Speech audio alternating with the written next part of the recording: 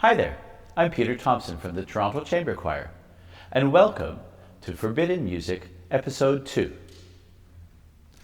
This episode centers on Paris around the year 1570, when an exclusive academy wanted to reform French society by means of a new style of music. At the time, France's intellectuals were concerned about the problem of religious violence. Thousands had been killed in the 16th century's religious conflicts, and French society needed a pathway towards peace.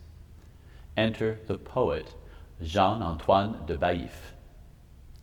Baillif was persuaded in his readings of Plato that music could be a powerful tool for education and moral development.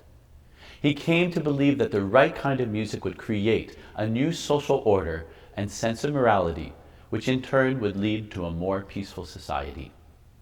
Using ancient Greek and Roman meters, Baillif developed a new style of French poetry, which he called vers mesurés à l'antique. He then looked for composers who could set this new poetry to a new style of music, which would be called musique mesurée. Baillif's academy, the Académie de Poésie et de Musique, held regular secret meetings at his house during the 1570s and 80s. The pieces of music mesurée heard there followed strict rules. The musical setting had to follow the meter of the verse exactly, setting the long and short syllables to rhythms in a 2-to-1 proportion. The resulting music is written without bar lines, alternating between groups of 2 or 3 beats. To make sure that the text would be intelligible, the words were to be sung simultaneously by all the parts. The Academy had 2 types of members: professional musicians and les auditeurs, gentlemen who attended the concerts and who paid an annual subscription to subsidize the group's work. The Academy's musicians rehearsed every day, but were forbidden from copying the music or taking it home.